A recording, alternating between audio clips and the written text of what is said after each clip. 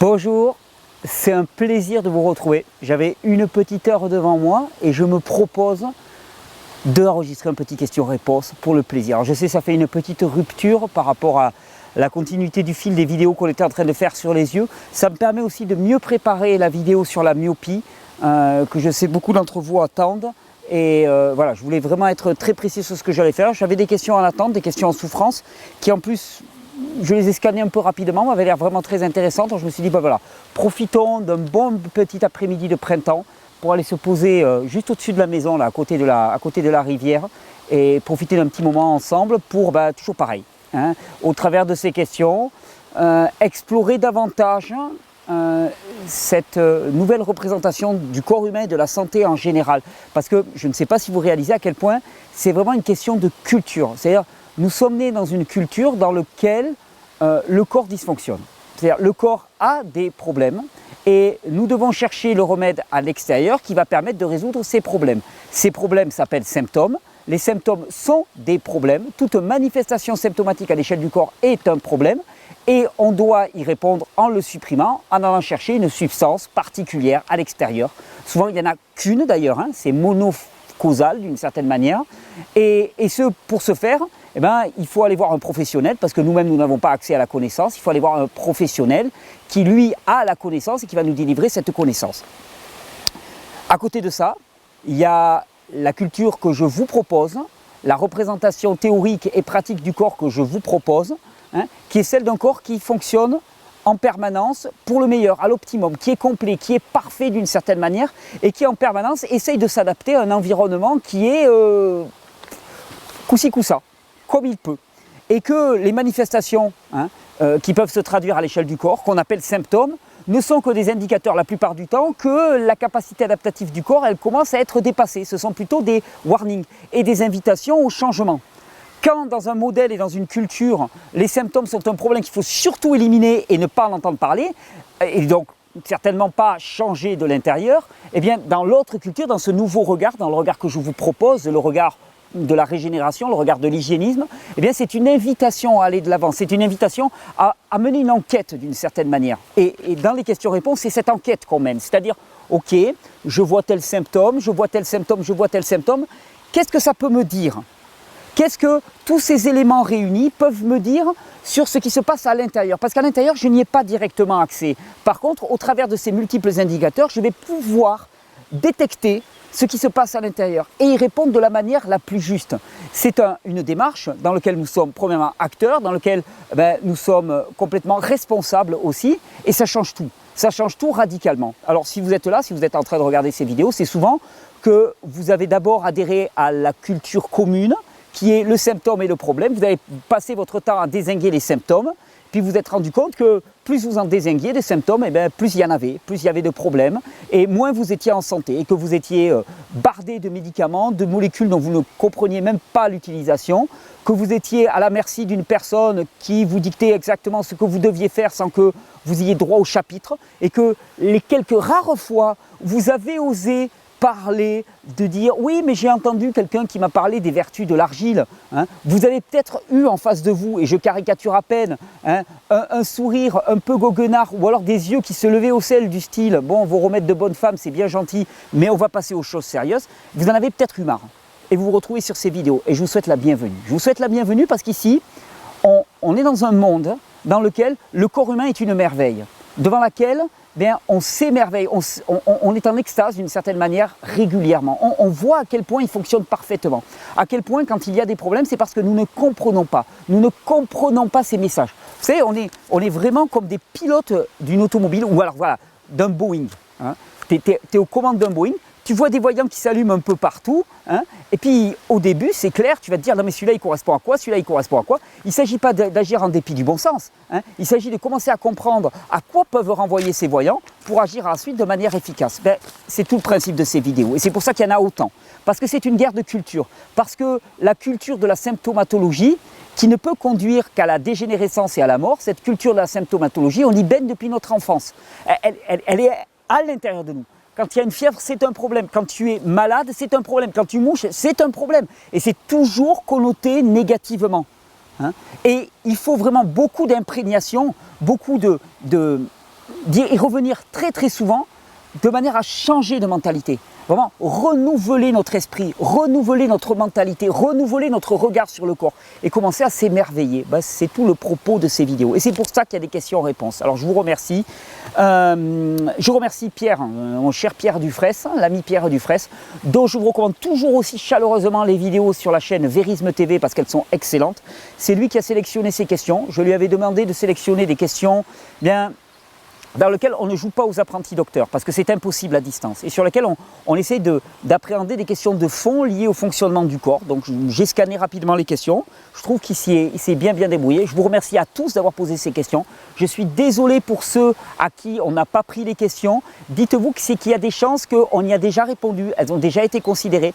Lancez un petit peu une recherche, ou simplement posez les questions dans les commentaires sur Facebook, ou dans les commentaires sur YouTube. Dites, est-ce que quelqu'un pourrait m'aider à trouver telle réponse? Et vous aurez des tas de gens qui vont vous aider parce qu'il y a des tas de gens qui suivent ces vidéos, qui les mettent en pratique, qui les ont mis en pratique pour eux-mêmes, qui ont vu leur vie radicalement changer et qui sont prêts à vous aider, qui sont prêts à vous accompagner. Et ça, c'est extrêmement joyeux. Est-ce que j'avais une petite annonce à faire? Non, si, petite annonce quand même. Non, en fait non, il n'y a pas de petite annonce. On va commencer tout de suite. Ah, on a une petite heure devant nous, autant ne pas perdre de temps. Alors, question d'Isabelle. Bonjour. Que répondre lorsqu'il se dit que, alors tu l'as souligné, grâce à tous ces traitements médicamenteux, les humains vivent de plus en plus vieux. La preuve, les gens à l'époque mouraient jeunes alors que l'alimentation était bio. Merci. Alors tu vois, ce qui est intéressant dans ta question, Isabelle, c'est que tu pars d'un fait qui te semble avéré et qui est indiscutable. C'est que les humains vivent de plus en plus vieux. Ok. Donc moi j'aimerais avoir la preuve que les humains vivent de plus en plus vieux. On va te dire oui, non mais alors l'espérance de vie a augmenté. Alors déjà je te rassure, elle a arrêté d'augmenter. Déjà, première fois dans l'histoire humaine que l'espérance de vie arrête d'augmenter. Deuxièmement, qu'est-ce que l'espérance de vie? L'espérance de vie est basée sur une moyenne globale. Elle ne te dit pas les chances pour un individu qui a 15 ans d'arriver à la vieillesse, elle te dit sur une globalité. Et on sait très bien que les chiffres de l'espérance de vie ont été complètement pervertis, transformés par simplement le fait qu'il y ait moins de mortalité à la naissance. Parce qu'effectivement, ça serait naïf de ne pas le reconnaître, effectivement, les conditions d'accouchement, les conditions d'accueil des enfants se sont nettement améliorées, il y a moins de mortalité à la naissance, donc les chiffres de l'espérance de vie ont nettement remonté. Mais là où je trouve qu'il y a une vraie perversion, c'est quand on commence à dire que grâce à tous les traitements médicamenteux, c'est-à-dire que tu as devant toi un corps humain qui est une merveille, une perfection. Je veux dire, aucun esprit humain ne peut appréhender la complexité des mécanismes de régulation à l'échelle du corps. Personne. Il faudrait qu'on commence à avoir l'humilité de reconnaître ça. Et on arrive à dire, et ça pour moi c'est une perversion manifeste, on arrive à dire que c'est grâce à ces MERDE de produits chimiques qu'on arrive à faire fonctionner un corps de manière adéquate et qu'on arrive à être de plus en plus vieux. Et ça pour moi c'est une insulte éhontée face à la vie et face aux vivants.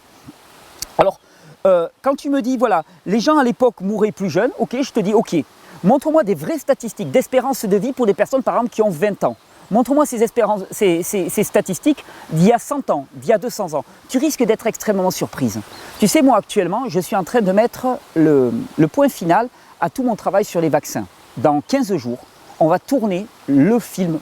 Ça fait 3 mois, 4 mois pratiquement que j'y travaille. Je travaille des heures par jour. C'est l'œuvre de mes 10 dernières années. J'ai jamais autant travaillé sur un projet, jamais de ma vie. Je suis rentré dans cette enquête avec mes tripes, littéralement. Et je vais vous offrir quelque chose, je pense, de magnifique, aidé en cela par un ami cinéaste, caméraman, qui va vraiment m'aider à le mettre en belles images. Mais je peux te dire que quand tu regardes les statistiques et comment elles sont trafiquées, j'ai passé mon temps avec ma calculatrice à reprendre tous les calculs qui ont été faits et mais vraiment à m'exclamer tout seul dans mon bureau en me disant mais c'est pas possible qu'on manipule les chiffres à ce point-là, juste pour leur faire dire ce qu'on veut dire.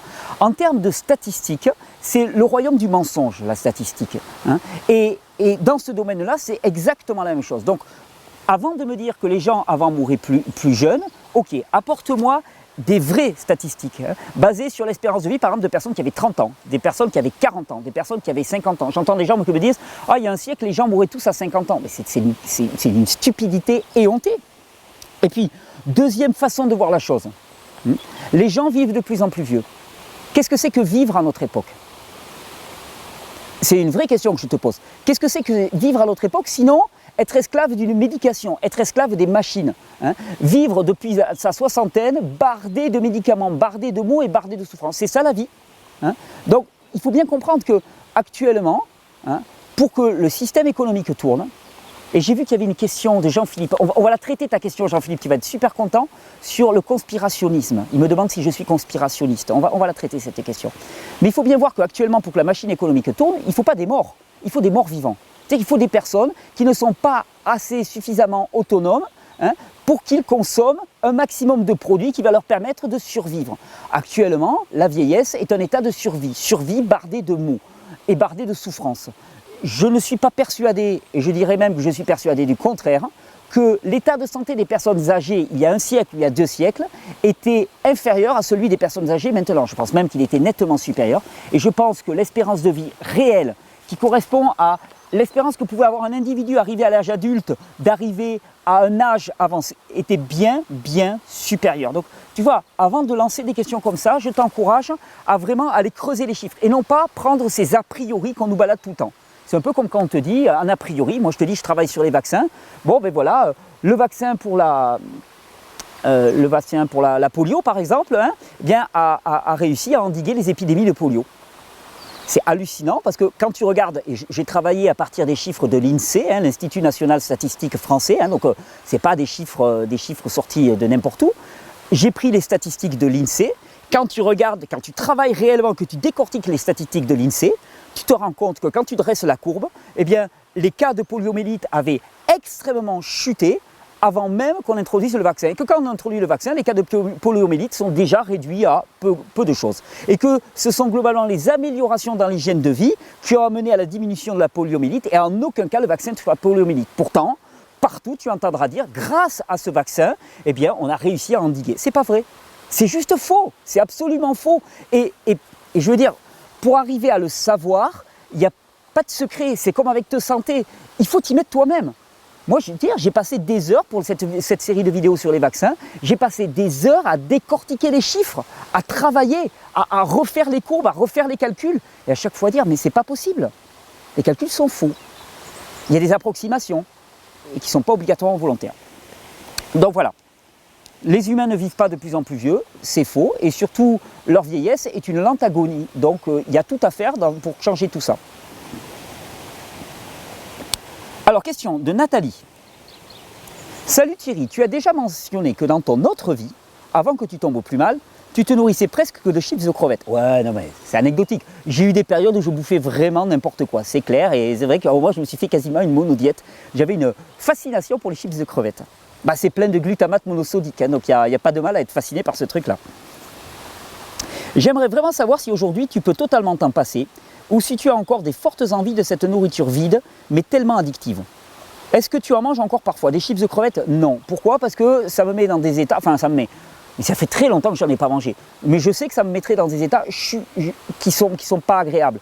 En fait, je suis accro à la légèreté d'esprit, à la légèreté de corps, au bien-être, à la joie, à la spontanéité que me donne le fait d'être quand même relativement rigoureux dans mon alimentation.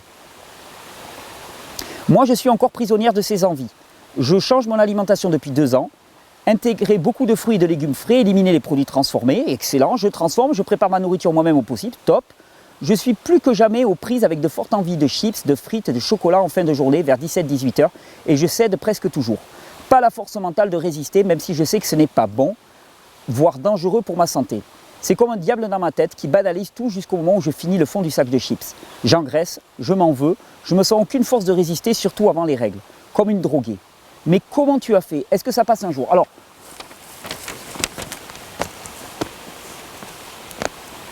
est-ce que ça passe un jour? Je dirais non. Je dirais non. À tout moment, tu as un choix. Après, il faut voir vraiment qu'il y a des déterminismes physiologiques qui vont te rendre le choix plus difficile. C'est-à-dire que plus tu manges de ces produits, plus tu cèdes aux sirènes de ces produits et plus tu vas avoir envie d'en manger parce qu'il y a en eux-mêmes des produits qui sont des produits addictifs. Par contre, c'est certain qu'il est très difficile dans ce monde, on est dans un monde de la tentation.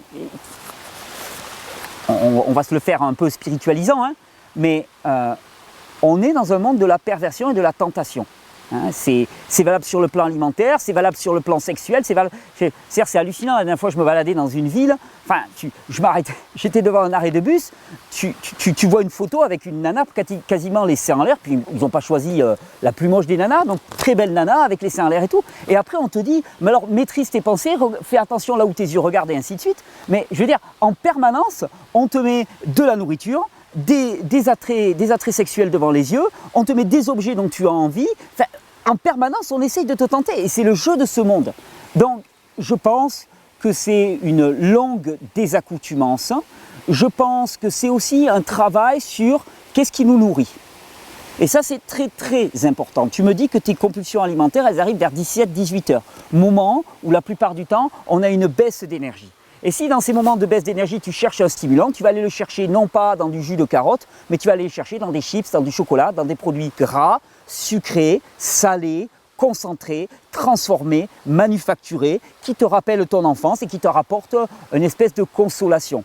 Et je pense que c'est dans ces moments-là aussi où il faut réfléchir à qu'est-ce qui nous nourrit réellement. Le problème, c'est que dans notre vie, la nourriture, c'est toute notre vie. La nourriture, c'est notre confort. La nourriture, c'est notre sécurité. La nourriture, c'est là où on se réfugie quand ça va mal. Et c'est ça le gros problème. Et c'est que si finalement tu essayes d'enlever les nourritures de confort et qu'à côté tu ne fais pas grandir des piliers de ta vie, des piliers spirituels, des piliers relationnels, des piliers, tu vois, je veux dire, moi, là je vais me balader, je suis dans un environnement magnifique et après on fera un petit travelling si tu veux. Je suis dans un environnement absolument fabuleux. Bon, si j'ai des compulsions alimentaires, je pars déjà marcher un petit peu, je respire un petit peu, je me pose tranquillement et ça aide à passer le cap. Ça aide pourquoi? Parce que je suis nourri autrement. Si tu es en groupe de personnes, ça sera beaucoup plus facile de résister à tes pulsions alimentaires que si tu es toute seule chez toi à t'ennuyer. Je pense que tu es d'accord avec moi. Donc il y a un vrai enjeu au niveau de nos nourritures. Le problème, c'est que les choix de développement sociétaux que nous avons faits ces 50, 60, 70 dernières années ou 100 dernières années ont conduit à l'isolement, l'épuisement. Hein. Et ça fait que finalement, des nourritures essentielles pour nous ne sont plus présentes. Donc finalement, il ne reste plus qu'une seule chose, c'est la nourriture. Et comme à côté de ça, on a fait monter une nourriture industrielle, addictive, extrêmement satisfaisante, qui te font des pics d'insuline. Non, mais tu pars à Katmandou tellement t'es bien, là, t'as ton sucre qui explose dans le sang, t'es super bien. C'est très dur de rivaliser. Donc je dirais, avant de venir cibler ta nourriture et avant de vouloir être trop strict avec ta nourriture, fais grandir le reste. Parce que si tu ne fais pas grandir le reste, tu n'auras rien sur lequel t'appuyer. C'est-à-dire, si tu sais qu'à 17-18 heures, tu as des moments de pulsion alimentaire, arrange-toi pour ne pas être toute seule chez toi à 17-18 heures. Arrange-toi pour faire quelque chose qui te nourrit, qui te plaît, avec des amis, une activité physique, une activité relationnelle, n'importe quoi. Va te balader. Prends un chien et va te balader avec ton chien dans la nature. Enfin, j'en sais rien, va faire du cheval, va t'occuper d'enfants si tu as des enfants, mais trouve un moyen de remplir ces heures-là, de manière à ce que tu ne sois pas seul et désarmé face à ces pulsions alimentaires qui se révèlent d'autant plus que tu n'es pas nourri à côté.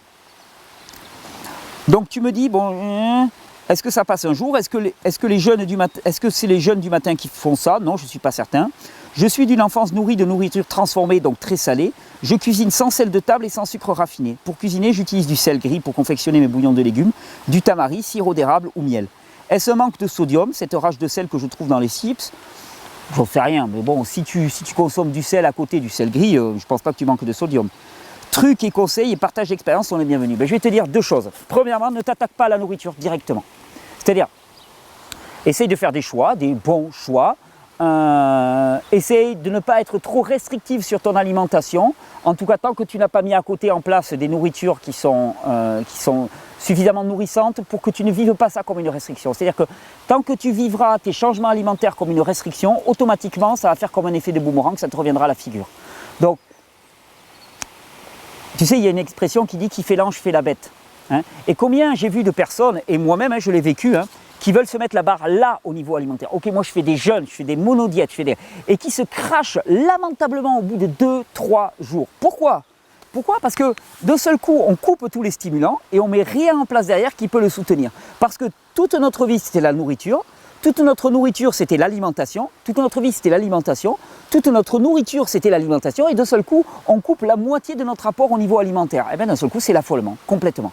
Donc, faire des réformes alimentaires, rajouter des choses, c'est pour ça que je parle toujours d'une logique de rajouter. Rajoute des choses, rajoute des éléments, rajoute des jus, rajoute de la vitalité, ok, et rajoute aussi de la vie dans ta vie de tous les jours, rajoute de la relation, rajoute aussi de la nourriture sensorielle, sensuelle, rajoute de la nourriture spirituelle dans ta vie, de manière à ce que tu puisses passer le cap. Mais c'est très dur, c'est très dur. Et on vit dans un monde dans lequel tu es sollicité en permanence, je le sais. Donc ce sera très dur. Exercice de respiration, et tout, ça marche bien. Voilà. Question d'Axel, j'espère que j'ai répondu à ta question. Salut Thierry, je t'ai écrit car j'ai un souci que je n'arrive pas à résoudre malgré un changement d'alimentation totale grâce à tes vidéos que je regarde assidûment. Je te remercie. Depuis janvier, j'ai adopté un régime crudivore à 80%, j'ai effectué un jeûne d'1 semaine, ce qui est long pour moi, durant lequel j'ai eu de belles crises d'acidose le 3e jour et le 7e jour, tachycardie, gros vertige, mains qui tremblent. Donc ça, c'est ton système adaptatif qui était aux limites, produisait énormément d'adrénaline, fallait arrêter le jeûne. Tension entre 8 et 9. J'ai commencé aussi à aller au sauna très régulièrement, en commençant par des chaleurs douces, 60-70 degrés, nickel. J'ai aussi réussi à améliorer mon cycle menstruel, bien perturbé par des années de pilules. Je pratique le massage utérin que tu préconises à l'huile de ricin. Super. Cependant, mon corps persiste concernant ma poitrine. Depuis l'âge de 12 ans, elle est surdéveloppée pour mon poids. Actuellement, je fais 54 kg et je suis à du 85F. Des amis me conseillent la réduction mammaire, mais j'aimerais équilibrer mon corps de façon naturelle. Et surtout, je souhaite allaiter si j'ai la chance d'avoir un enfant un jour, ce que je te souhaite. J'ai entendu dans une vidéo que tu parlais d'hyperostrogénie. Oui, alors, tu sais, à un symptôme, à une manifestation, on est rarement dans des cas monocausaux. Donc, l'hyperostrogénie peut expliquer un surdéveloppement des seins. Il peut y avoir peut-être d'autres phénomènes. Plus, alors là, dans le domaine de la génétique, de l'héritage familial. Il faudrait savoir si dans ta famille, il y a d'autres personnes qui ont ce cas-là.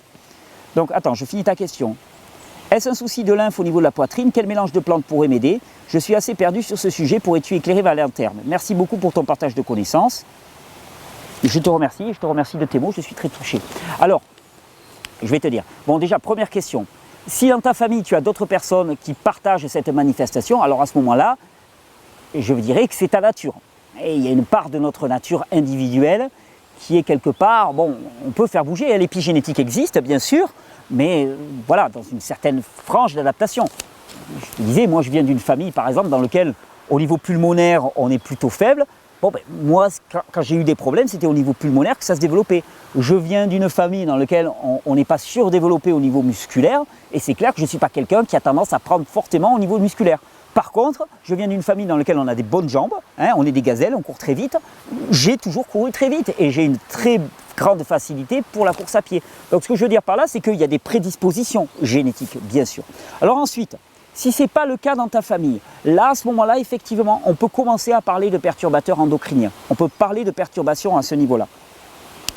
À ce moment-là, je te dirais, tu me demandes quelle plante? Je te dirais des plantes pour réguler le système endocrinien, plantes adaptogènes. Il y a un très bon mélange chez Régénérescence qui s'appelle Femelle 1, hein, qui, vu ton jeune âge, puisque tu me dis que tu n'as pas encore d'enfant, serait parfaitement adapté avec beaucoup de plantes qui sont endocrino-régulatrices, qui vont permettre d'harmoniser tout ça. Et le jeûne. Tu as fait 1 semaine de jeûne, c'était peut-être beaucoup pour toi, hein, tu as vu les réactions, là tu as poussé loin.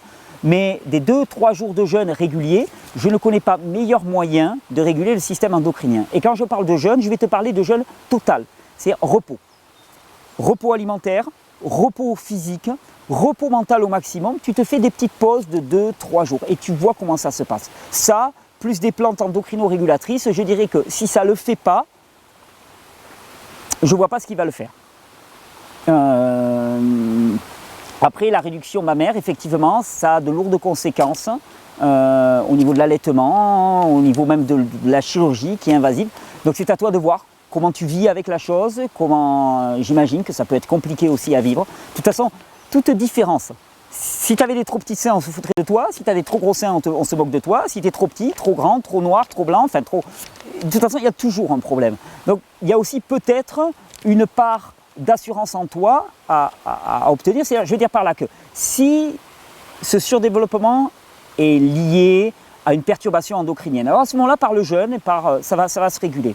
Si ce n'est pas le cas, et c'est un petit peu tel que tu es, à ce moment-là, il y a peut-être aussi un travail d'acceptation à faire. Alors tu vas me dire, qu'est-ce que tu veux dire par acceptation? Ce que je veux dire par là, c'est que, alors je vais te le dire avec mes mots à moi, tu les prends comme tu veux. Je suis un enfant de Dieu et je considère qu'il m'a créé parfaitement comme il voulait. Vu que j'ai un créateur qui est parfait, il ne fait pas n'importe quoi, le mec il n'était pas bourré le jour où il m'a créé, donc il n'a pas fait les choses au hasard. Il m'a créé tel qu'il voulait me créer. Et à ses yeux, je suis beau et je suis parfait. Et on ne peut pas dire que, tu vois, moi-même, j'aimerais bien avoir la tablette de chocolat, des pecs beaucoup plus gros, enfin, tu vois, les épaules, machin chose et tout. Enfin, on veut toujours être différent de ce qu'on est. Si tu considères que tu as été créé parfait, que tu es parfaitement adapté, que tu es parfaitement belle aux yeux de ton créateur, ça peut changer les choses. Alors c'est peut-être des mots vides pour toi, moi c'est pas des mots vides pour moi. Et ça change beaucoup de choses. Et ça éviterait un petit peu tout le délire de chirurgie esthétique auquel on assiste actuellement, qui est quand même souvent de la mutilation dite esthétique. Je regarde où on en est. Est-ce que ça va couper? Ouais, 26, c'est bon. Encore quelques minutes. Voilà, écoute, j'espère avoir répondu à ta question. Si tu as besoin de plus de précision, tu reviens vers nous, on essaiera de te répondre en privé du mieux que l'on peut. Alors j'ai une question d'Arnaud. Salut Arnaud, bonjour l'équipe. J'aimerais avoir votre avis sur le respirianisme ou le pranisme. Donc ce qui veut dire ne pas manger. Enfin ne pas manger. Ne pas s'alimenter et se nourrir autrement. À votre avis, est-ce que c'est réel? Avez-vous rencontré des personnes qui affirment pouvoir vivre sans manger au moins au-delà de plusieurs années? Si oui, selon vous, est-ce que c'est des sources sûres? Comme beaucoup, je pense, je me pose la question. En fait, moi j'ai envie de te poser une question. Pourquoi est-ce que ça t'intéresse autant? Qu'est-ce qu'il y a de fascinant dans le fait de ne pas manger, de ne pas s'alimenter? Non, parce que effectivement, ça exerce un pouvoir de fascination. Ça l'a exercé pour moi, sur moi, un instant. Alors tu me poses la question, est-ce que j'ai déjà rencontré des personnes? J'ai rencontré des personnes qui m'en ont témoigné. Est-ce que c'est possible? Pourquoi pas? Est-ce que ça a réellement un intérêt? Pour moi, non. Pour te répondre ouvertement, pour moi, non, ça n'a pas réellement un intérêt. En tout cas, pas un intérêt comme quelque chose recherché en tant que tel. Non, je ne vois pas. À part, et je ne vais pas me faire des amis, et je parle de mon expérience individuelle, de ma perception individuelle uniquement, mais à part de gonfler mon orgueil en disant « je suis capable de ne pas manger », c'est-à-dire que je suis capable de m'abstraire de quelque chose qui est vécu comme une nécessité biologique par la plupart des gens. Ça sent un tout petit peu le rêve d'Icare. C'est-à-dire, je peux m'abstraire des déterminismes biologiques qui sont ceux des êtres vivants. La plupart des êtres vivants que nous côtoyons, ils ont besoin de s'alimenter. Je vois les animaux chez nous, je vois la plupart des individus. Et toi, je dis toi, je dis pas toi Arnaud, mais toi qui pratiques le pranisme, ben, tu dis que tu n'as pas besoin de t'alimenter. Alors je te dirais une chose, à la limite, je serais touché par quelqu'un qui n'en parlerait pas, qui n'en parlerait jamais, c'est-à-dire qui n'en ferait pas un objet de gloire et de satisfaction. À ce moment-là, on ne le saurait pas. Tu me dirais alors quel intérêt? Eh bien oui, je vais te dire quel intérêt. Donc si on ne le sait pas, ça n'a pas d'intérêt. Donc, c'est que d'une certaine manière, on le dit pour faire de nous quelqu'un de particulier. Et je ne sais pas si tu te rends compte, mais ça c'est prégnant dans toute ton culture. On essaye tous de se distinguer, on essaye tous d'être mieux qu'eux, meilleurs qu'eux. On essaye tous d'être des gens bien, nantis de super pouvoirs, et quelque part en faisant ça, on se distingue des autres, on les met à part, et on s'élève au-dessus de la mêlée. Non, moi, je ne vais pas me faire que des amis, mais il y a pour moi quelque chose de franchement nauséabond. Mais je ne dis pas uniquement là-dedans, je dirais même dans les gens qui se présentent en disant moi je suis crudivore, et moi je suis végan, et moi je suis respirien, et moi je suis évangéliste, et moi je suis... En fait ça pue pour moi, ça pue à plein nez. Ça pue à plein nez, pourquoi? Parce que chaque fois que tu fais des catégories comme ça, ben, il y a toi, il y a les autres. Il y a ton petit club fermé, des personnes qui y arrivent, des personnes qui pratiquent la même chose. Donc je te disais, pour moi, ça c'est quelque chose d'insupportable. Toutes ces petites cases, ces petites castes que l'on fait, ces gens qui se mettent un petit peu à l'écart, avec leur jargon particulier, leurs petits rendez-vous particuliers, leurs petites rencontres particulières entre eux, dans lesquelles ils s'autocongratulent de leur propre superbe, pour moi, c'est juste l'inverse de ce dont nous avons besoin actuellement. On n'a pas besoin de crudivores, on n'a pas besoin de végans, on n'a pas besoin de respiriens, on n'a pas besoin d'évangélistes, on n'a pas besoin de prosélytes dans quelques domaines que ce soit. On a besoin de gens qui aiment, on a besoin des gens qui accueillent les autres et on a besoin de gens normaux qui ne tirent pas gloriole de ce qu'ils font et de ce qu'ils sont. Qui ne tirent pas gloriole des capacités qui leur sont données, mais qui au contraire en font profiter les autres. Donc je te dirais, ne pas manger, quel intérêt? Ne me prétends pas, on ne va pas dire que c'est pour résoudre la faim dans le monde. La faim dans le monde, ce n'est pas un problème d'approvisionnement et de ressources, c'est un problème de choix politique. On a plus que nécessaire pour manger dans ce monde tout entier. Donc on ne va pas résoudre le problème de la famine dans le monde en faisant que les gens soient respiriens, c'est pas vrai. Donc ça reste un phénomène de niche et pour moi, on n'adresse pas les vrais challenges. Le vrai challenge, c'est la guerre qu'il y a à l'intérieur de chacun de nous, parce qu'on parle toujours de la guerre, on est en train de mettre en place, c'est marrant parce qu'on est en train de mettre en place en France un plan Vigipirate, parce qu'on craint les terroristes de partout, mais la vraie guerre, elle est à l'intérieur de nous. La vraie guerre en permanence, elle est à l'intérieur de nous.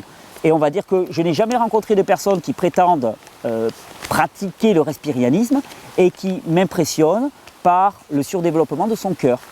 Parce que ne pas manger, moi en fait, je m'en fous.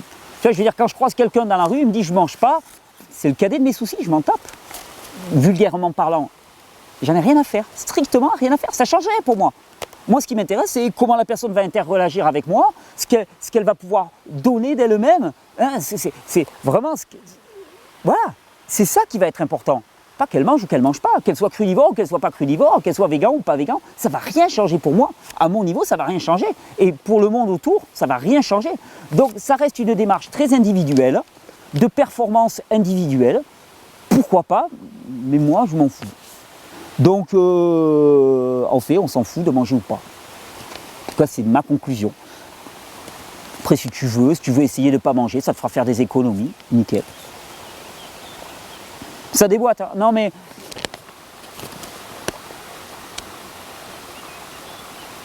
il y a peut-être des gens qui vont être blessés par ce genre de propos, c'est possible, et en même temps, je veux dire, ce qui sera blessé, c'est pas les gens, ce sont toutes ces structures égotiques, ces structures de personnalité que l'on bâtit, que l'on construit, qui nous donnent une pseudo-identité qui est factice, et ton identité, elle vole au premier temps. Il vaut mieux ne pas t'y accrocher, c'est plutôt un cadeau. Il vaut mieux être blessé au niveau de sa personnalité, ses personnalités factices, et puis un jour vraiment découvrir vraiment cette vie, cette présence à l'intérieur de soi et notre véritable identité, hein, plutôt que de passer son temps à s'accrocher à quelque chose qui est faux, et un jour se réveiller et être tout seul et nu. Donc je pense que ce n'est pas une mauvaise chose. Mais j'en ai marre de toutes ces modes alimentaires, de ces crudivores, de ces végans, de ces paléos, ces machins choses et tout. Pour moi, c'est juste ridicule. C'est juste grotesque. Et en fait, le challenge de notre société, il n'est pas à ce niveau-là. Le challenge de cette société, c'est... Il y a des commandements. Hein. Tu aimeras ton Dieu de toutes tes forces et puis tu aimeras ton prochain comme toi-même. Déjà, si tu arrives à faire ces deux trucs-là, chapeau. Après, tu manges pas, tu fais ce que tu veux. Pas de problème. À partir du moment où tu as déjà ces deux trucs-là, nickel. Là, tu es validé. Question de Karine. Donc, merci Arnaud pour ta question en tout cas. Pouvez-vous nous parler des AVC, cause, traitement et hygiène de vie? Des AIT aussi. Alors, c'est l'accident ischémique transitoire. C'est l'attaque cérébrale, hein, d'une certaine manière. Ma maman vient de faire un AIT et nous aimerions entendre votre point de vue concernant ce sujet. La médecine allopathique lui prescrit des statines en lui disant que c'est ça ou la rechute. Et bien sûr, en plus, mécanisme de la peur. Bien sûr, elle refuse de les prendre tant les effets indésirables sont nombreux. Et bien, ta maman, elle est avisée. Donc, bon, ce qu'on appelle l'AIT, l'accident ischémique transitoire. Bon, c'est une obstruction transitoire, hein, d'une artère cérébrale par un caillot sanguin. Ça dure en général moins d'1 heure. Le problème, c'est pourquoi est-ce qu'il y a coagulation? C'est toujours pareil. Pourquoi est-ce qu'il y a coagulation? Pourquoi est-ce qu'il y a formation de caillots? Et la plupart du temps, c'est la question qu'il faut se poser. Alors, c'est multifactoriel. L'une des réponses les plus communes que j'ai trouvées, c'est qu'il y a des micro-lésions à l'échelle de tous les vaisseaux sanguins qui sont profondément déminéralisés et qu'à ce moment-là, par ces micro-lésions, il risque d'y avoir un épanchement sanguin, hein, dans le milieu interne. Et donc, ce que le corps trouve à faire, c'est épaissir le sang, hein, de manière à ce qu'il y ait moins de risques. Hein. Donc, le problème, ce n'est pas l'épaississement du sang, le problème, c'est qu'on a des vaisseaux sanguins qui sont déminéralisés, qui sont abîmés, qui sont blessés, et que c'est ça qu'il faut résoudre. Et ils sont blessés par quoi? Parce qu'ils véhiculent trop d'acidité à l'intérieur, parce qu'ils véhiculent trop de produits toxiques, parce qu'ils sont profondément déminéralisés pour répondre à cette toxicité. Et c'est comme ça que moi j'y répondrai. Et par exemple, pour un ami qui avait eu le même problème, j'avais conseillé, par exemple, des intraveineuses de plasma de Quinton. Alors tu vas me dire, c'est compliqué à faire. Ok, bon, mais boire du plasma de Quinton, reminéraliser à fond, à fond, à fond, à fond. Et par expérience, toutes les personnes qui ont choisi de ne pas prendre des statines, mais par contre de reminéraliser à fond, qu'est-ce qu'ils ont vu? Ils ont vu la fluidité de leur sang revenir à la normale de manière tout à fait naturelle. Non pas en empêchant la coagulation, hein, mais alors les statines, non, les statines ne sont pas les anticoagulants, pardon, je me trompe. Mais d'ailleurs c'est marrant qu'ils te mettent des statines pour le cholestérol. Mais pareil, on va faire la même chose sur le cholestérol. Moi là j'étais au niveau des anticoagulants. Non pas en prenant des anticoagulants, mais en permettant que le sang retrouve sa fluidité. De la même manière, quand... Hein, hop, attends, j'ai perdu mon hamster là. Je reviens petit. J'en ai acheté, mais elles sont trop grosses là, les moumoutes là. De la même manière, quand les tissus vasculaires sont blessés, sont abîmés, on a un pansement pour tout l'organisme. Ce sont les matières grasses et en particulier le cholestérol. Le foie produit du cholestérol. Hein. Ce cholestérol, on va te dire, il obstrue les artères, il empêche un placement une circulation normale du sang. C'est le cholestérol qui est responsable des AVC, des AIT et ainsi de suite. Mais le cholestérol, c'est un pansement. S'il est là, c'est parce que les vaisseaux sont blessés. Si tu apportes suffisamment de minéraux, que tu reminéralises, que tu permets que se reconstruisent les tissus, alors le cholestérol disparaîtra de lui-même. Ce cholestérol, il est produit naturellement par le foie, il est là à dessein. Donc, moi je dirais programme de reminéralisation massive, massive, massive, massive. Si elle peut trouver une infirmière qui lui fait des infiltrations, des injections pas sous-cutanées, des intraveineuses de plasma de Quinton isotonique, ça serait absolument fabuleux. Mais sinon, par voie orale, elle biberonne du plasma de Quinton, elle biberonne des jus de légumes, en particulier des jus avec de la betterave, avec des carottes, enfin avec des éléments vraiment très reminéralisants. Et il y a des grandes chances qu'elle n'entende plus jamais parler de problèmes vasculaires. Il y a un mélange aussi que je recommande beaucoup pour les plantes qui s'appelle le mélange cardio chez Régénérescence, qui contient vraiment des plantes qui ont pour vertu vraiment d'améliorer le flux sanguin et de faciliter la reminéralisation des vaisseaux sanguins. Donc vraiment, voilà, les deux ensemble, ça me paraît une panacée pour remettre sous ça d'aplomb. Alors, question de Laurent. Bonjour Pierre, bonjour Thierry. Salut Pierre, salut Laurent. Penses-tu qu'on puisse faire l'économie d'un travail psychologique de fond pour retrouver une pleine santé, surtout quand on a un passé compliqué? Merci de ta réponse et bravo pour ce que tu fais.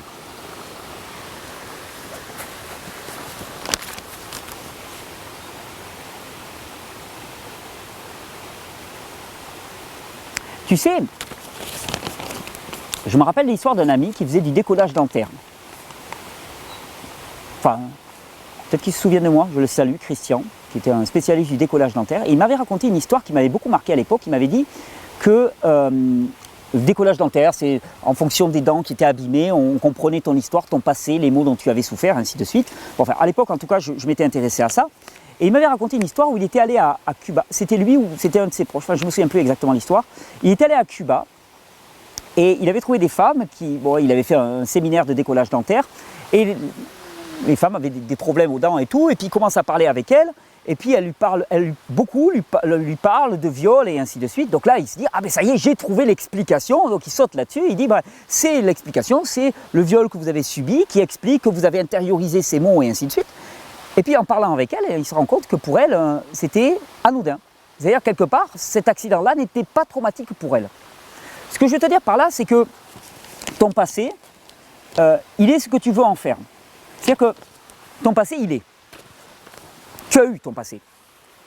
Tu peux choisir d'expliquer tes comportements présents et tes difficultés présentes par ton passé, ou tu peux choisir de ne pas le faire. Et tu sais, moi, une longue partie de ma vie, j'ai expliqué mes comportements déviants et les conneries que je pouvais faire par la jeunesse que j'avais eue. Et puis bien sûr, mes parents n'avaient pas été à la hauteur, parce que de toute façon, il n'y a aucun parent qui n'est jamais à la hauteur. Et maintenant que je suis parent, j'imagine qu'un jour, mes enfants me reprocheront des choses et je me dis, bah, mes pauvres vieux parents, ce que je leur ai fait subir. Donc, parce que mes parents n'étaient pas à la hauteur, parce que les conditions dans lesquelles j'avais évolué n'étaient pas à la hauteur, c'était toujours la faute au reste, au passé, à ce que j'avais vécu dans mon enfance, qui pouvait expliquer mes comportements présents et les difficultés présentes. Donc, ça c'est une question de choix. Soit tu choisis de croire ça, soit tu choisis de croire que ton passé c'est ton passé, que quelque part tu es encore vivant, que c'est une grâce, et tu choisis de mettre l'importance sur ce que tu vis comme tu le choisis.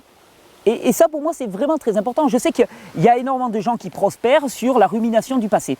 Puis on étudie notre passé, puis on se complaît dans la victimite, puis on se complaît dans j'ai vécu ceci, puis c'est vraiment terrible, et puis il faut le revivre, il faut l'exorciser, il faut le crier, hein, il faut faire réparation, il faut faire des petits papiers qu'on va mettre dans la nature, il faut faire des petits rituels et tout. Tout ça c'est juste une question de croyance. Tu peux choisir de croire aussi que tout ça, ça n'a aucune importance et que tu es vivant maintenant. Et puis, je vais te dire, au-delà de ça, tu peux choisir de croire que tout ce passé-là a une importance et que c'est de ta responsabilité et de tes efforts de reconstruire tout ça, de rattraper tout ça, de guérir tout ça, de pallier à ce passé par tes propres efforts. Tu peux aussi choisir de croire, et c'est complètement différent, tu peux choisir aussi de croire qu'il y a quelque chose qu'on appelle la grâce, et que cette grâce-là, elle répare tout, elle guérit tout, elle pense tout. Je ne l'ai jamais caché, je suis quelqu'un de croyant. Je suis croyant, j'ai choisi de croire, et parce que j'ai cru, j'ai vu, j'ai vécu. Donc c'est une croyance qui maintenant s'appuie sur un vécu, hein, une relation quelque part vivante. Je vais te dire, peu de gens imaginent à quel point notre passé n'a aucune importance. Notre passé peut être complètement lavé. Notre passé peut être juste une anecdote dans notre vie si on choisit de croire. Si on choisit de croire que tous nos actes passés peuvent nous être pardonnés. Parce qu'on pense toujours, on balade des culpabilités, on se dit oui mais j'ai fait ça et on ne me le pardonne pas et ainsi de suite. Il n'y a pas longtemps, je regardais un clip, si tu as l'occasion, si tu comprends l'anglais, je l'aime beaucoup. J'aime beaucoup le rap, je ne l'ai jamais caché. Et il y a un clip de Kanye West qui s'appelle Jesus Walks, Jésus marche. Et il est magnifique ce clip. Et il y a une scène du clip qui est absolument, absolument extraordinaire. Tu as deux mecs et une fille qui sont en voiture dans le désert, ils sont poursuivis par la police, tu imagines c'est le désert du Nouveau-Mexique, un truc comme ça. Puis bam, la voiture se plante, on voit qu'ils sont hyper anxieux, les flics les coincent, là ils les serrent contre la bagnole, ils ouvrent la malle arrière, puis il y a des paquets, ils commencent à avoir un sourire goguenard, les policiers, et avec un couteau ils ouvrent le paquet, puis on voit quelque chose qui ressemble à de la cocaïne, il y a de la poudre blanche dedans. Donc là, ils sont très fiers d'eux, et à ce moment-là, on voit leurs yeux qui commencent à s'ouvrir comme ça, super impressionnés, et il y a des colombes blanches qui sortent des paquets de cocaïne. Et qu'est-ce qu'il dit Kanye West dans son rap, dans son clip? Il dit finalement, eh bien, il y a un pardon pour les dealers, il y a un pardon pour les tueurs, il y a un pardon. Et tueurs, on l'a tous été. Hein, si ce n'est pas en acte, c'est en pensée. Hein, on a tous été malveillants, on a tous souhaité la mort un jour ou l'autre de quelqu'un. Et ce que je veux dire par là, c'est que pour moi, il y a la voie laborieuse. C'est la voie des sciences humaines, c'est la voie humaine dans laquelle, par des rituels, par des pratiques, tu espères pouvoir racheter ton passé, tu espères pouvoir changer ton passé. Or, ton passé, il est là. Et puis, pour moi, il y a la voie aussi de la grâce. La voie de la grâce, c'est de penser que tu ne pourras jamais être innocent. Tu ne pourras jamais être innocent de ton passé. Des fautes, tu en as accumulé des milliers. Et jamais tu pourras t'innocenter de ce passé. Malgré tous tes efforts, malgré toute ta volonté, jamais tu pourras être quelqu'un de bien. Et ça, je pense qu'on ne comprend pas à quel point c'est le nœud des relations humaines. C'est-à-dire, parce que nous cherchons en permanence à être quelqu'un de bien, on écrase les autres. On cherche à se justifier en permanence pour être des gens bien, mais on ne sera jamais des gens bien. Je ne serai jamais quelqu'un de bien. C'est impossible. C'est totalement impossible. Dans ma tête, c'est le chaos. Comme dans ta tête, hein. Il n'y a pas que dans la mienne, dans la tête de n'importe qui, c'est le chaos. Dans la tête de n'importe qui, il y a des pensées qui sont complètement déviantes et perverties. Hein. Donc, je veux dire, on ne sera jamais des gens bien. Et si on renonce à être des gens bien, mais qu'on se dit, en même temps, c'est pas grave. Parce qu'il y a quelqu'un qui nous regarde avec un regard plein de compassion qui n'a rien à faire qu'on soit des gens bien. Hein. Ton père, ton créateur te regarde comme si tu étais quelqu'un de bien en permanence. Il y a un pardon. Il y a un pardon pour tous les criminels. Et toi-même, tu es criminel. Moi-même, je suis un criminel. Si ce n'est pas en acte, c'est en pensée. Ça n'a aucune importance. Et tout ce business, finalement, de la libération émotionnelle, qui pour moi n'est que du catharsis un peu gnangnan, et qui existe aussi dans les milieux spirituels. Et attention, hein, j'ai fréquenté les milieux évangéliques. Hein, alors là, la chasse aux démons comme dans Ghostbusters, j'ai connu. Hein, et franchement, c'est bon. Je ne veux même plus en entendre parler. C'est juste ridicule. Il y a la grâce, il y a le pardon, il y a l'amour de Dieu pour toi. Il y a Jésus qui est mort pour toi et qui a porté tes péchés. Et ça, c'est réglé. Donc, ça peut paraître complètement saugrenu pour certains. Je ne te parle pas de religion, je te parle de foi. Je te parle de choisir une croyance ou une autre. Et parce que tu choisis une croyance, tu vois en acte. On croit souvent qu'il faut être des gens bien pour être aimé, mais ça c'est impossible. D'ailleurs, est-ce que toi tu aimes tes enfants parce qu'ils sont des gens bien? Tu as peut-être des enfants, ils ont fait des tas de conneries, tu les aimes pourtant. Donc si toi tu es capable de les aimer alors qu'ils font des conneries, t'imagines ton créateur, ce qu'il peut t'aimer alors que tu fais des conneries. Donc j'espère que j'ai répondu à ta question, je ne sais pas trop. J'aime pas tout ce travail psychologique. Je crois au physique et je crois au spirituel, je ne crois pas vraiment au psychologique. Pour moi, le psychologique, c'est la rencontre avec le physique et le spirituel. Si tu as des crises d'anxiété, respire et calme-toi. Si tu as des crises de tourments spirituels, alors à ce moment-là, tourne-toi. Tourne-toi vers celui qui t'aime, celui qui te pardonne, celui où il ne faut pas faire des rituels à 2 balles hyper compliqués hein, pour obtenir un pardon. Attends, ça enregistre toujours là? Ouais, ça enregistre toujours. Non, parce que on parle toujours d'efforts, même dans la spiritualité, on te parle d'efforts, il faut faire des tas de choses, des tas de pratiques, des tas de rituels, il faut forcer sans cesse. Jamais on est au repos, on est fasciné par l'effort, on est drogué à l'effort en fait. Moi je préfère la voie du repos. Voilà, j'espère que j'ai répondu à ta question, Laurent. Mais on peut y revenir, hein. On peut y revenir, c'était peut-être un peu décousu. Question d'Isabelle. Bonjour à vous deux et merci à Thierry pour la formidable transmission de ses connaissances ainsi qu'à toute son équipe pour leur soutien. Je remercie effectivement toute l'équipe aussi. Selon Thierry, chacun son microbiote. C'est pas selon moi en fait. Hein. J'essaye au minimum de donner mon opinion. C'est une évidence. La signature microbienne de chaque individu lui est propre, comme l'ADN de chaque individu lui est propre. Comme le sang de chaque individu lui est propre. En fait, chaque individu est individu. Et il n'est pas utile in fine ou nécessaire de prendre des compléments alimentaires ou des bactéries extérieures. Bah, disons que je disais surtout que c'était un petit peu vain. Je ne dis pas que c'est inutile, je dis surtout que déjà, si tu as un estomac qui fonctionne bien, il va te cramer la plupart des bactéries que tu vas avaler, donc parce qu'il est très acide. Et puis que quelque part, il suffit de laisser ton microbiote revenir à la normale en lui donnant du repos. Quel est donc l'intérêt de boire du kéfir, d'eau ou de lait dans ce cas? J'en bois pas, moi. J'en bois de temps en temps, du kéfir d'eau ou du kéfir de lait, non, c'est pas mon truc. Le lait, ça m'écœure. Vraiment, ça fait très très longtemps que j'ai pas bu de lait. J'avoue que j'aime pas du tout le lait. J'ai jamais aimé j'ai jamais vraiment été fanat de lait. Je trouve ça assez écœurant et même, voilà, c'est pas. Ça me parle pas de boire du lait. Moi, je buvais du lait quand j'étais petit, voilà, j'étais le sein, et puis après, c'est terminé. Et d'ailleurs, je me demande, il y a quelque chose quand même de très puéril, je trouve, hein, quand même, dans cette fascination qu'ont nos civilisations pour le lait. Hein, on revient un petit peu au sein maternel, enfin bon, passons. Quel est l'intérêt? Bon, c'est bon. Moi, j'aime bien les boissons fermentées, donc le kéfir d'eau, je trouve ça super, super bon. Je dirais, tu rapportes des bactéries lactiques, ça peut améliorer, je dirais que ça améliore plus tes processus digestifs que ça réensemence ta flore bactérienne intestinale. Hein. Mais un peu de bactéries lactiques, ça peut booster le fonctionnement de ton estomac, de ton pancréas, ça peut aider à les stimuler un petit peu, voilà. Mais pour le goût, mais par contre c'est très bon au goût, c'est une boisson très agréable, naturelle, qui est vraiment un facilitateur de la digestion, donc je trouve ça intéressant à ce niveau-là. Voilà. J'espère que j'ai répondu à ta question. Arnaud. Que faire face aux problèmes de peau de bébé, croûte de lait, eczéma, acné du nourrisson, peau sèche, excès de sébum? Doit-on mettre des huiles? Pratiquer l'homéostasie? À quoi est dû ces plaques rouges? Quel savon utiliser? Merci. Alors Arnaud, bon, la première des choses que je vais te dire, c'est... Enfin, moi j'ai un bébé. Je possède un bébé. T'imagines? À moi. Je peux délirer comme je veux. Non mais, mon gamin, il a 1 an. donc ça fait 1 an que je l'observe sur toutes ses coutures, il n'a pas de problème de peau, hein, ou très très peu. Donc pour moi, ce n'est pas inéluctable. Donc la première des choses, je veux dire, avant de savoir quoi mettre sur la peau de ton bébé, je dirais qu'est-ce que le bébé mange, qu'est-ce que la maman mange, quelles sont les conditions de vie, enfin réguler un petit peu tout ça, et c'est la même chose que pour les adultes.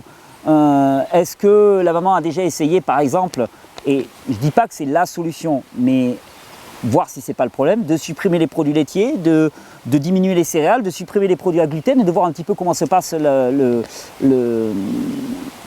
comment ça se passe pour le bébé. Est-ce que le bébé est allaité ou est-ce qu'il est nourri? Parce que s'il est nourri, par quoi est-ce qu'il est nourri?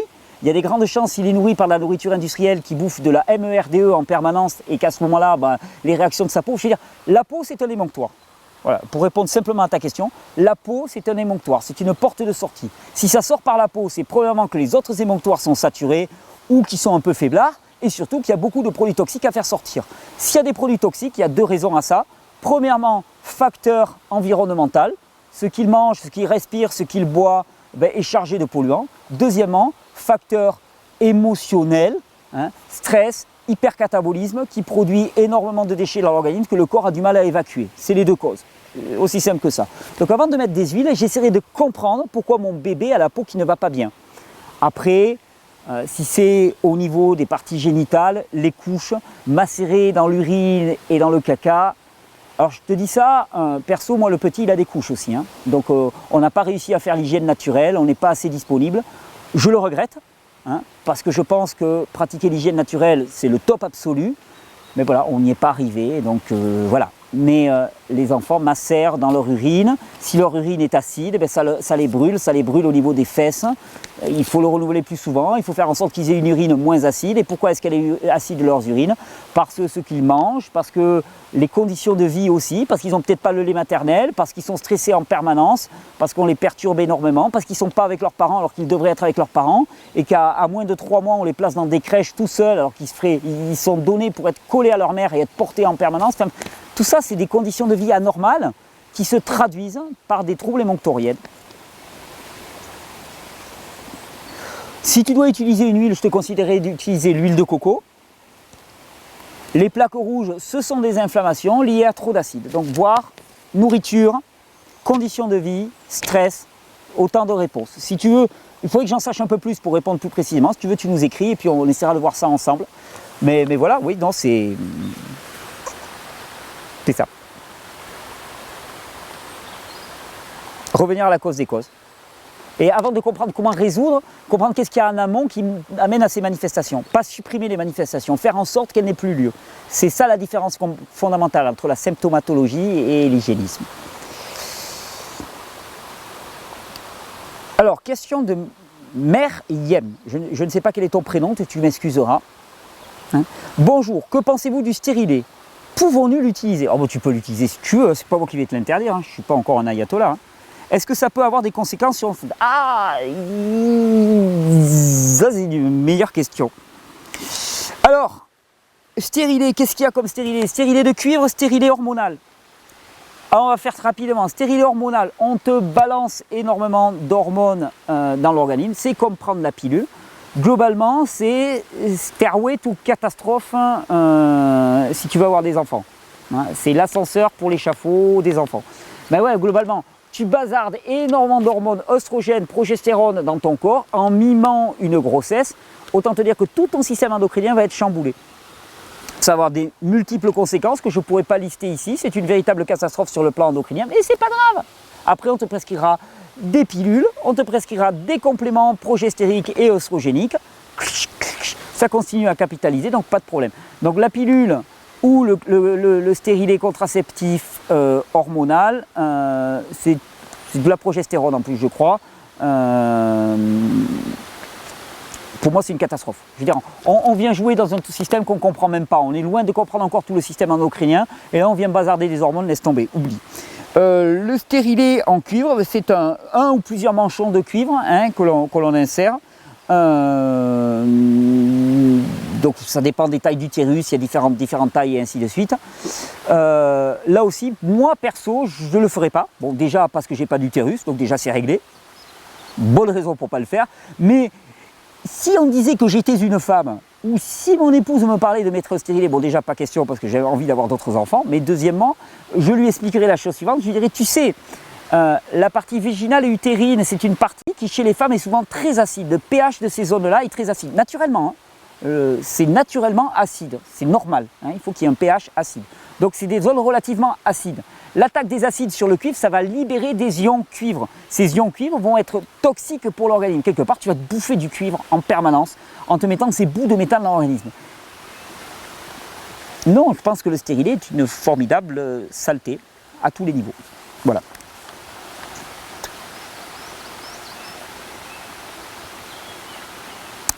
Question de Rudy. Bon, j'espère que j'ai répondu à ta question. Question de Rudy.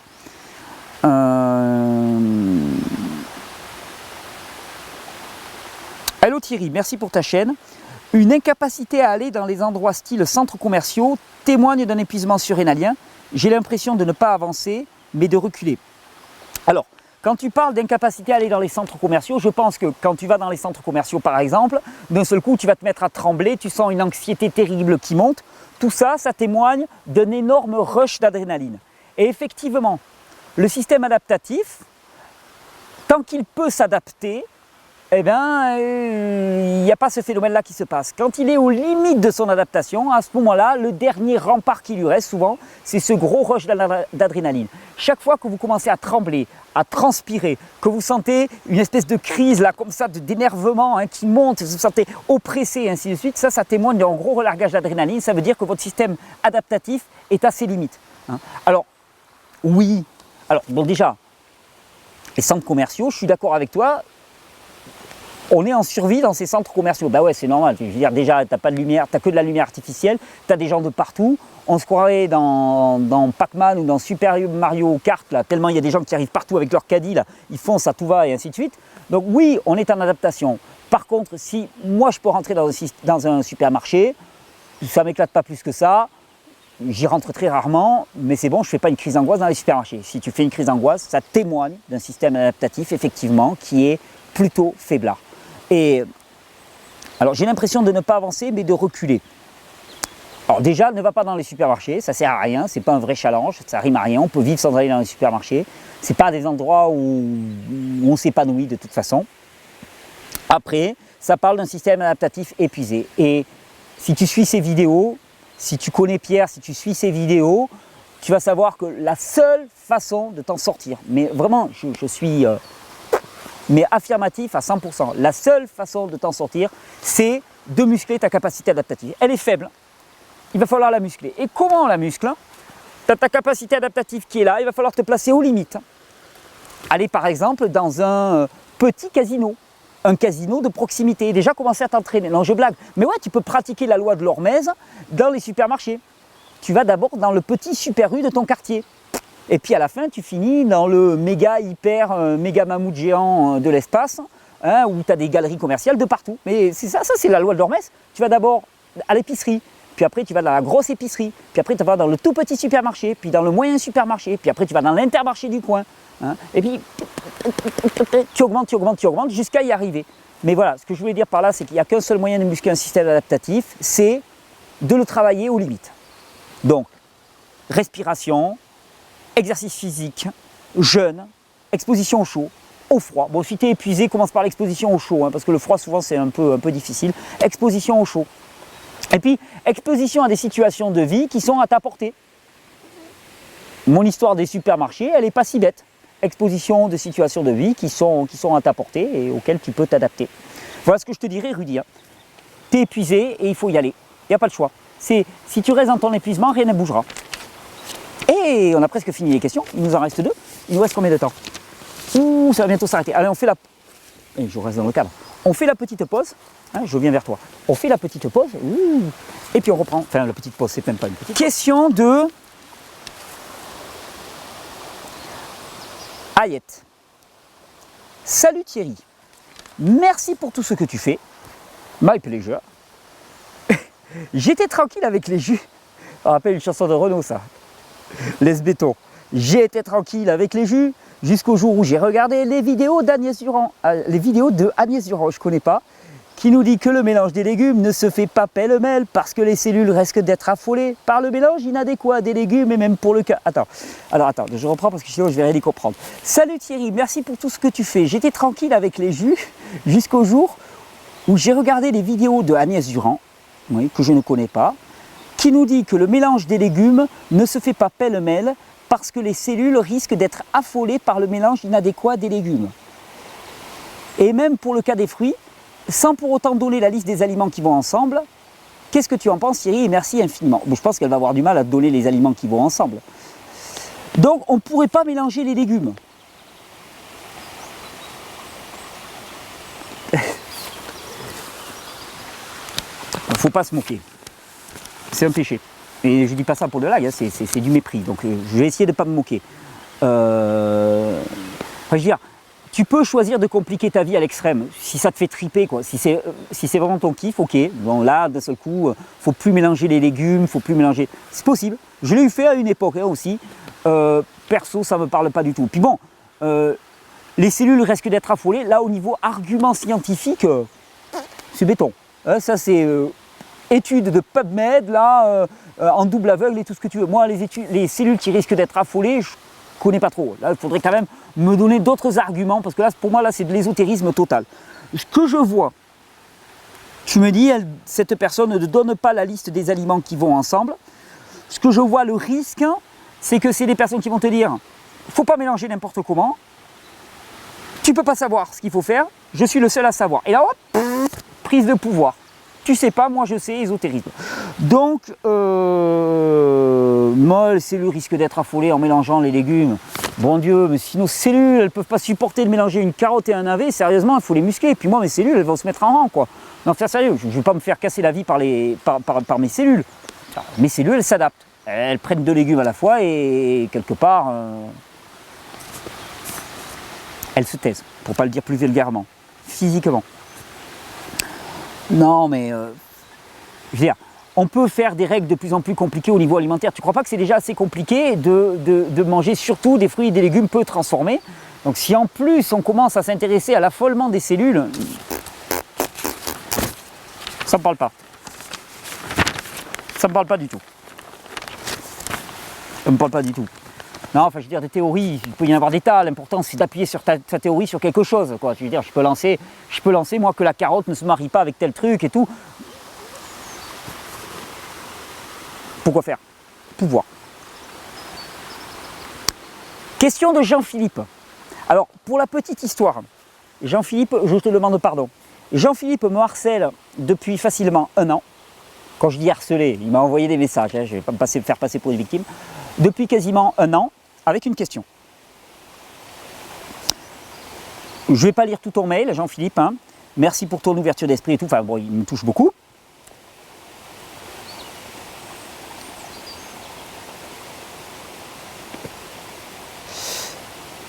Tu dis souvent que la vérité est cachée. Bon, voilà sa question. Parce qu'elle engendrerait des pertes énormes. Une ablation de la rate rapporte plus qu'un régime adapté. Je pense que c'est très vrai. Mais peut-on réellement taxer tous les médecins et même les politiques à la tête de notre système de sécurité sociale de méchants capitalistes véreux qui laisseraient faire le mal et seraient prêts à tuer pour une place au soleil? J'ai tendance à penser que si ces politiciens laissent faire, c'est plus parce qu'ils sont partie prenante de ce monde, ils font de leur mieux, ils pensent faire pour le mieux. Ils sont trop engouffrés dans leurs responsabilités pour s'ouvrir à autre chose. Je ne crois pas à une théorie conspirationniste avec quelques grosses têtes pensantes qui auraient la vérité, mais la tairaient pour cause de bénéfices. Sinon, suis-je alors un pauvre petit naïf primaire? Je n'occulte pas cette possibilité vu mon manque de maturité. Mais je t'ai entendu dire une fois que tu ne croyais pas non plus à une conspiration. Une seule fois contre plein d'autres où tu parlais du fric. J'aimerais que tu me confortes et me confirmes que ton discours fric n'est qu'un raccourci et que tu n'abondes pas dans le conspirationnisme. Si j'ai besoin de l'entendre, c'est peut-être parce que je n'ai pas suffisamment d'ouverture d'esprit. Je me dis aussi qu'une personne arrivant sur ton site et écoutant ce discours pour la première fois pourrait facilement te taxer de sectarisme ou d'extrémisme. Est-ce moi qui donne à ton discours un manichéisme qu'il n'a pas? Le raccourci est sous-entendu et je n'arrive pas à le voir. Je crois que je suis trop sensible. Finalement, le fait de dire « enlever la rate génère des profits » signifie qu'il y a des personnes qui sauraient mais ne diraient rien, donc seraient mauvaises. J'ai du mal à dire qu'une personne est mauvaise. L'être humain n'est-il pas fondamentalement bon? Alors, Alors là, je ne pense pas que l'être humain est fondamentalement bon, je pense même que l'être humain est fondamentalement mauvais. Et alors ça j'en suis persuadé. Persuadé. Je ne pense pas qu'il y ait quiconque de bon sur cette terre. Mais bon, on fait du mieux qu'on peut, mais je ne crois pas qu'il y ait quelqu'un de bon. Suis-je une bonne personne uniquement parce que je visionne tes vidéos? Ah non. Y a-t-il des bons et des méchants? Ouais, alors je comprends ta question. Jean-Philippe. Je vais essayer d'y répondre le plus honnêtement possible. Alors, premièrement, je ne pense pas qu'il y ait des gens fondamentalement bons. Je ne pense pas que ça arrive. Je ne pense pas que ça existe. Je pense qu'à partir du moment où on est nanti dans l'intellect, on est incapable de faire le bien. On peut le faire de temps en temps, c'est certain. Enfin, je ne vais pas caricaturer. On fait des bonnes actions. Mais il n'y a pas quelqu'un qui soit uniquement bon. Ça n'existe pas. Moi qui suis croyant, je pense qu'il y a une seule personne qui est bon. C'est Dieu et c'est son Fils, Jésus-Christ. Mais à part ça, personne n'est bon. Et aucun être humain n'est bon. Et de par mon expérience dans ma vie, je ne suis pas moi-même quelqu'un de bon, et je te le dis ouvertement, je ne suis pas quelqu'un de bon. Il m'arrive de m'énerver, il m'arrive même de faire des petits mensonges, il m'arrive de faire des tas de trucs qui ne fonctionnent pas, qui sont dysfonctionnels, qui sont de l'ordre de la perversion, bien sûr. Évidemment, il m'arrive de m'enfader contre mon fils quand il me réveille en pleine nuit. Je ne suis pas tout amour pour lui, donc je ne suis pas quelqu'un de bon. Si j'étais quelqu'un de bon, j'accepterais tout, j'accueillerais tout. Je ne serais même pas à me défendre comme je l'ai pu le faire quelquefois quand on écrivait des articles dégueulasses sur moi. Je suis quelqu'un de bon, j'en ai rien à faire. Donc je ne crois pas qu'il y ait quelqu'un de bon. Après, j'entends ce que tu me dis. Tu me dis que finalement, c'est difficile de croire qu'il y a des gens qui savent et qui le font par appât du gain. Je pense que l'argent corrompt. L'argent rend fou, le pouvoir rend fou. Longtemps, je t'aurais dit... Alors, on va reprendre. En permanence, il y a un combat. Ce combat, il n'est pas à l'extérieur, il est à l'intérieur de nous en permanence. Ça, j'en démords pas. Il n'y a aucun autre combat qui soit intéressant. C'est-à-dire le reste, les gens qui disent qu'il faut arrêter la paix dans le monde. Si tu fais la paix en chaque homme, il n'y aura plus de problème, il y aura la paix dans le monde. Hein? La guerre, elle est là. La violence, elle est là. Le mépris, elle est là. Le cynisme, le sadisme, la perversion, tout ça, c'est là à l'intérieur de toi, de moi, Jean-Philippe, enfin, de toi, Jean-Philippe, de moi, Thierry, c'est à l'intérieur de toutes les personnes qui nous regardent. Ça, aucun problème de ce côté-là. Et c'est donc à l'intérieur de tous nos dirigeants, de tous nos médecins, de tous nos pharmaciens, de tout. Voilà, il y a un combat. Il y a un combat en permanence. Et ce combat, il est entre le bien et le mal, hein, entre les forces qui vont dans le sens de la vie, de l'amour, et les forces qui vont dans le sens de la destruction. C'est pas manichéen que de dire ça. Je ne suis pas du genre à dire oui, il y a du gris, tout se vaut et tout. Non, tout ne se vaut pas. Il y a le bien, il y a le mal, c'est facile à voir. Quand j'engueule mon gamin, ben, je suis dans le mal, et quand je l'accueille avec bienveillance, je suis dans le bien. C'est pas très compliqué à savoir.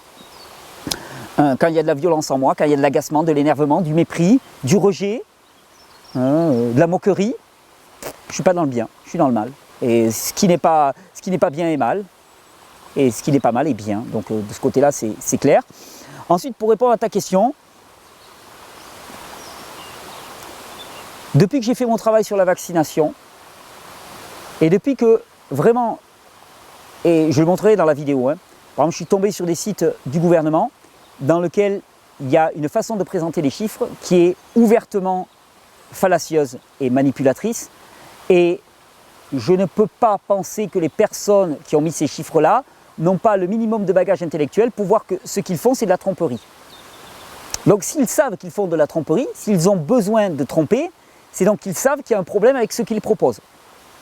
Et quand on parle, par exemple, je parle du mercure dans les vaccins, quand on te parle de quantité de traces, je veux dire, c'est des trucs, c'est hallucinant.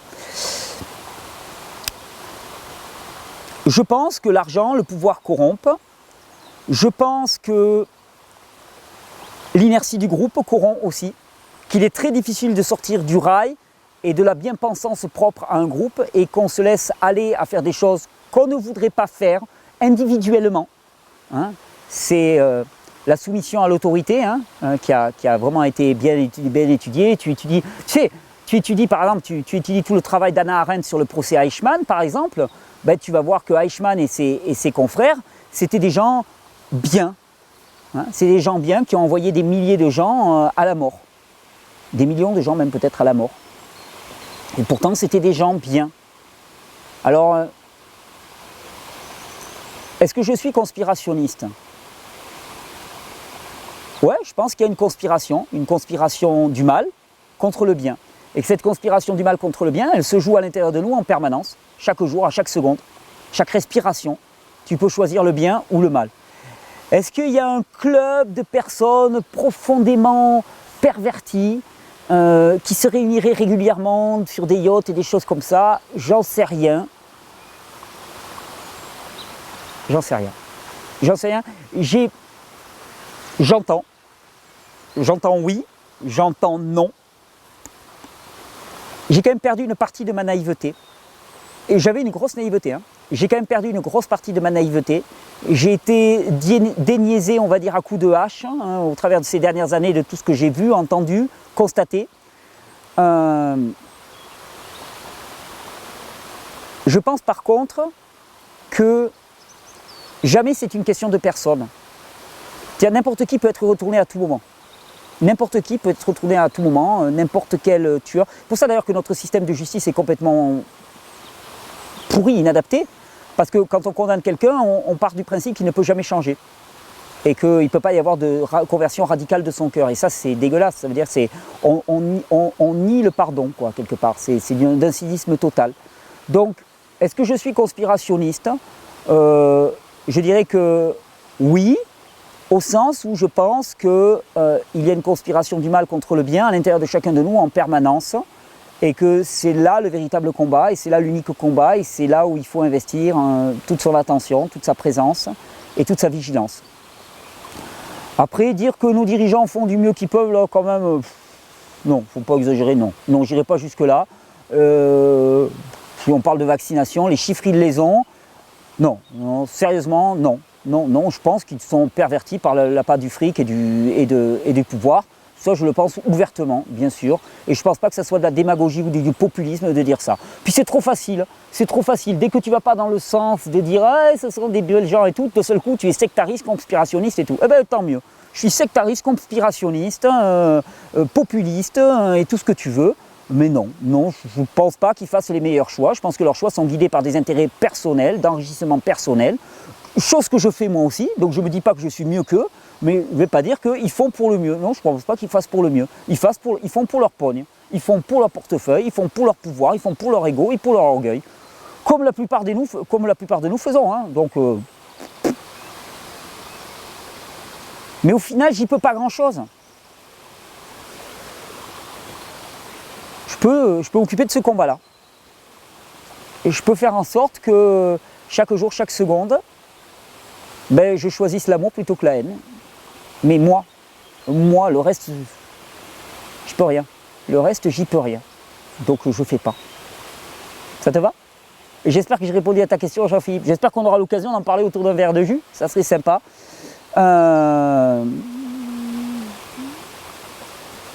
C'est très dur, tu sais. Hein. D'ailleurs, c'est tout le sujet de ma vidéo sur les vaccins. Je vous fais du teasing, hein, mais je ne savais pas comment le présenter. Parce qu'en fait, je ne voulais pas faire une vidéo à charge contre les vaccins.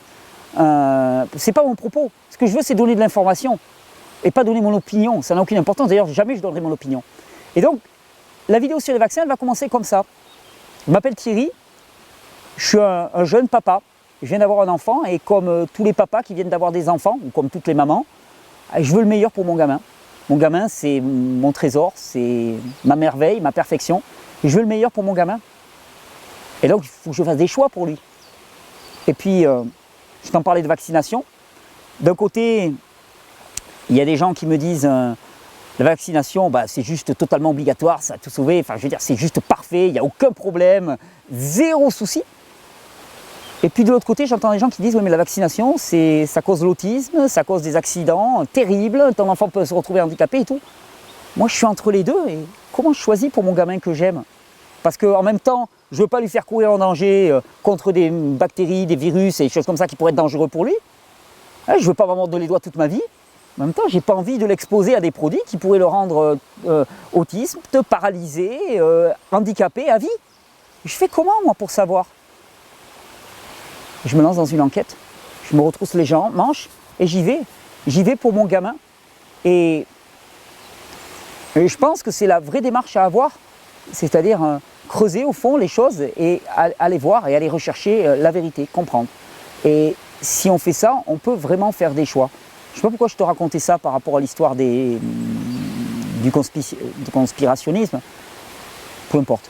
Mais ce que je veux dire par là, c'est que Pour faire des choix dans la vie, on parle de choix éclairés, il faut avoir les termes de l'équation. Et c'est ce que j'espère que je vous apporte sincèrement dans ces vidéos. Ça fait 7 ans maintenant que je fais ça. Et j'espère que je le ferai encore 7 ans, 21 ans, 50 ans de plus, j'en sais rien. On verra Papy Thierry qui continue devant sa cascade tranquillement à affirmer haut et fort qu'il ne peut pas y avoir de choix éclairé s'il n'y a pas de l'information la plus objective possible. J'espère que dans ces vidéos, c'est ce que je vous apporte, sincèrement. C'est ce qui me meut, c'est ce qui me fait marcher. Et je vous remercie beaucoup, beaucoup, beaucoup pour votre soutien, pour votre engagement, pour votre relais. Merci, merci, merci, merci. Bonne régénération à tous. Passez vraiment, faites les bons choix et passez une belle vie. Pour vous, pour vos proches, pour vos enfants.